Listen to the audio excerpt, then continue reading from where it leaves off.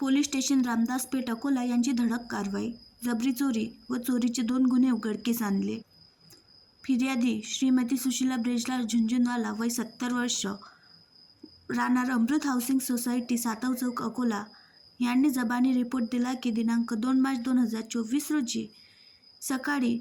6:45च्या सुमारास तिचे 2 मैत्रिणी यांच्यासह नेहमीप्रमाणे सातव चौक ते रेल्वे कॉलनी या परिसरात पायी फिरत असताना एक 3 चाकी सवारी ऑटोने येऊन 2 अनोळखी इसम खाली उतरले व त्यांनी फिर्यादीची हातातील पर्स ज्यामध्ये 15,700 रुपयाचा मुद्देमाल जबरीने चोरून नेला अशा फिर्यादीने जबानी रिपोर्टवरून सदरचा गुन्हा दाखल करून तपासात घेतला.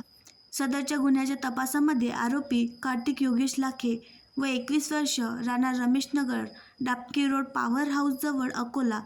गणेश गोपाल नावकार वय 21 वर्ष, राहणार वीर लहुजी वस्ताद नगर खोलेश्वर अकोला यांना अटक करून विश्वासात घेऊन विचारपूस केली असता त्यांनी पोलीस स्टेशन रामदास पेठ अपराध नंबर 131/24 कलम 392 34 भादवीमधील गुन्हा केल्याची कबुली दिली.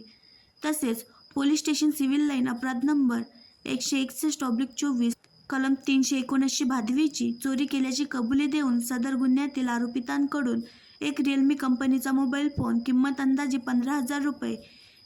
एक 3 चाकी सवारी ऑटो किंमत अंदाजे 1,00,000 रुपये व 40 नग सोन्याची मणी व एक सोन्याची पेंडाल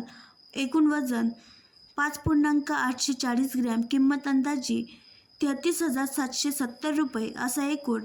1,48,770 रुपयाचा मुद्देमाल हस्तगत करण्यात आला. सदरची कामगिरी ही बच्चन सिंग पोलीस अधीक्षक अकोला, श्री अभय डोंगरे अप्पर पोलीस अधीक्षक, श्री सतीश कुलकर्णी उपविभागीय पोलीस अधिकारी, श्री मनोज बहुरे यांच्या मार्गदर्शनाखाली सहाय्यक पोलीस निरीक्षक के.डी. पवार, पोलीस उपनिरीक्षक प्रदीप जोगदंड, सहाय्यक पोलीस उपनिरीक्षक सदाशिव सुळकर, पोलीस हवालदार शेख हसन शेख अब्दुल्ला, तोहिद अली काझी, पोलीस कॉन्स्टेबल श्याम मोहडे, अतुल बावणे, महिला पोलीस कॉन्स्टेबल माधुरी लाहोडे सर्व नेमणूक रामदास पेठ अकोला यांनी केली. आणखी नवीन व्हिडिओ पाहण्यासाठी आमच्या देशमुख एक्सप्रेस न्यूज चॅनलला सबस्क्राईब करा, लाईक करा आणि शेअर करा.